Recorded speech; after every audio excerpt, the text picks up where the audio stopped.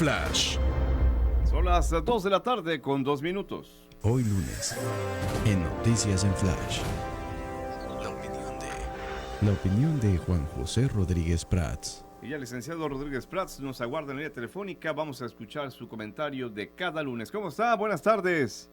Pues buenas tardes, mi querido Hugo. Mira, quisiera yo comenzar mi reflexión con un libro fascinante que acabo de concluir su lectura, que lo escribe una extraordinaria historiadora, tiene una prosa de un gran vigor y una capacidad de investigar con detalle, de nombre Margaret Macmillan. Ella estudia, el libro se llama 1914, de la paz a la guerra.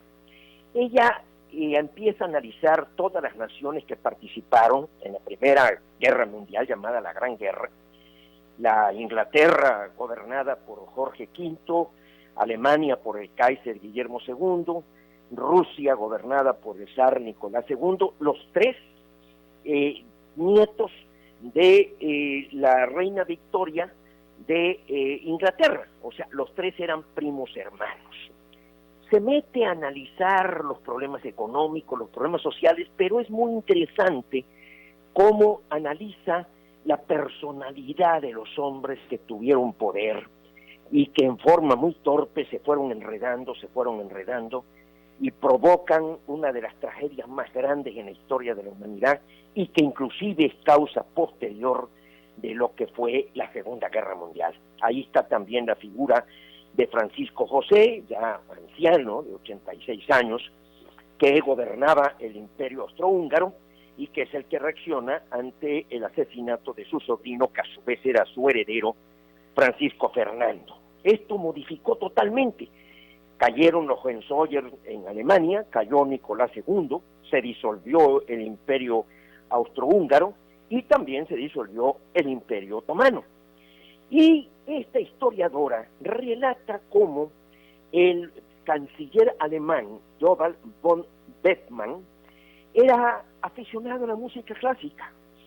Y uno de sus interlocutores le dijo: ya no escucha usted música clásica, y dice: ¿cómo puedo tocar mi vieja llamada música con el aire lleno de disonancias modernas?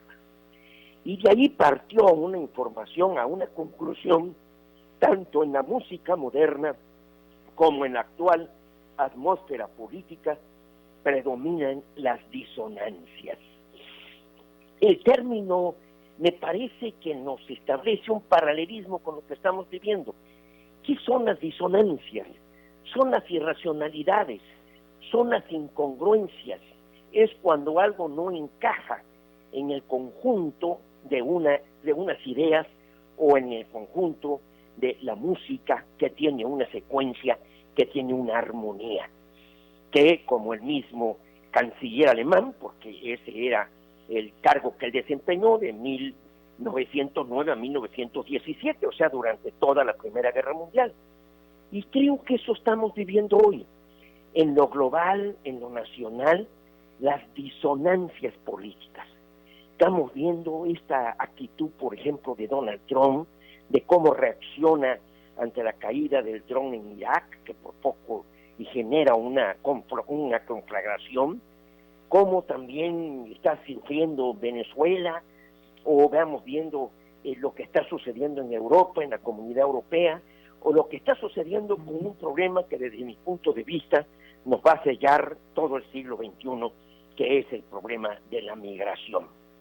Yo sinceramente, y creo que no es una partida que esté aprobada por la Cámara de Diputados o por el Congreso de la Unión, la que se destina para ayudar a El Salvador a generar allá fuentes de empleo. Esto me parece que es una disonancia. O sea, en Chiapas, he estado por allá y la gente está muy molesta porque Chiapas tiene una pobreza extrema más grave que la de El Salvador. Entonces, ¿por qué se le va a dar prioridad a los extranjeros? Y el artículo 1 de la Constitución dice muy claro que cuando un extranjero tenga su condición de esclavo y pise territorio nacional, por ese solo hecho, será libre y estará protegido por las leyes mexicanas. O sea, ahí estamos viendo una disonancia. Si también interpretamos la disonancia como incongruencia, como un contraste entre lo que la ley dice y lo que la realidad acontece. No sabemos si la gente que está entrando en México, que no viene principalmente de El Salvador, porque las más fuertes corrientes son de Honduras, son de Guatemala, son de Nicaragua, son venezolanos o inclusive africanos. O sea, El Salvador ha disminuido mucho en las corrientes migratorias. Ahora se da esta reunión con Nayib Bukele y le dice Marcelo Ebrard que ya puede disponer de ese dinero. ¿Cómo se destina un dinero a un país extranjero? Me parece que es una disonancia muy grave. Esto me parece que requiere de una explicación. En primer lugar, yo no recuerdo de ninguna partida del presupuesto donde se pueda obtener esta cantidad y se destine por simple decisión del Ejecutivo para ayudar a otro país a resolver sus problemas, con todo y que esos problemas van a repercutir también en nuestros problemas al invadir o al brincar la frontera en su tránsito hacia Estados Unidos. Entonces, tenemos la disonancia políticamente, porque me parece que es una decisión que no tiene sustento en la Constitución, y una disonancia en el presupuesto que definitivamente no recuerdo que haya una partida de la cual se pueda disponer para destinárselo a un país extranjero. Entonces, globalmente estamos viviendo una gran disonancia en ciertas políticas en Europa, en ciertas políticas de la reunión que va a haber de líderes que están arreglando las disonancias. O sea, pongamos de nuevo orden, pongamos de nuevo racionalidad, pongamos de nuevo la política con principios claros y donde no haya estos contrastes entre dichos y hechos, o lo que este gran canciller alemán pues denominó disonancias, que también la podríamos calificar como incongruencias. Y la incongruencia más grave que tenemos pues es la incongruencia entre lo que se dice y lo que se hace, o sea, entre la ley y la realidad. Ese sería mi comentario, porque de este libro, que lo disfruté mucho, pues se desprende cómo en el poder caemos en la irracionalidad y muchas veces por no escuchar, por no estudiar, por no ver primero lo que la ley me autoriza a hacer, pues tomo una decisión y entonces resulta que lo que dispone el derecho pues queda hecho un lado y se viola el Estado de Derecho, que a nadie conviene, y que una nación pierde el rumbo o entra en disonancias precisamente por la precipitación en tomar decisiones. Este sería mi comentario, Hugo. Licenciado Rodríguez Prats, yo solamente le pregunto por esto que igual a mí me llamó la atención, que decía usted que no recuerda que haya alguna partida de donde pueda tomarse ese dinero que se va a dar a esta nación extranjera. Hablaban del Fondo Yucatán, que no Iniciativa Mérida, Fondo Yucatán, ¿le suena? No, mira, ahora sí me agarraste un poco en curva y disculpa que manifieste mi ignorancia. Yo estuve recordando del presupuesto. El Fondo Yucatán, o el fondo, por ejemplo, de Pemex, que también es un fondo que se hizo de reserva para compensar, hubo un tiempo en que se hablaba de una caja negra, de que el presidente tenía una partida de la que no daba cuenta, que se consideraba secreta para ser manejada con cierto criterio político y no se daba cuenta, sino ya después de haberse ejercido. Esto se canceló.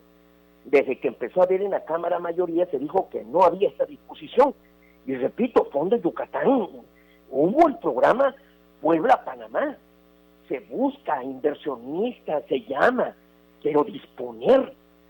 Yo estoy viendo el video donde Marcelo Ebrard le dice a Nayib Bukele: puede usted ya ver en las cuentas en donde está el depósito de 30 millones de dólares. Estamos hablando de 600 millones de pesos. Estamos hablando de una primera aportación que va después a incrementarse hasta los 100 millones de dólares. Yo, sinceramente, si es el Fondo de Yucatán, pues es para Yucatán, no para Centroamérica. Yo sinceramente, tendríamos que enfocar la lupa, pero esto demanda de la Cámara de Diputados, principalmente porque es la que ve el presupuesto, pues una explicación del Ejecutivo. ¿De dónde tomaste ese dinero? ¿Cuándo te lo autorizamos? Dar una aportación a un gobierno extranjero requiere de una autorización previa, explícita, de parte de la Cámara de Diputados. Licenciado Rodríguez Prats, interesante el comentario, como siempre, estaremos atentos, ¿eh? Un saludo en la distancia. Muchas gracias, Hugo, un abrazo. Gracias, igualmente. Vamos a la pausa porque ya son las 2:13. Todo empresario sabe que cuidar la salud de los trabajadores es beneficio para su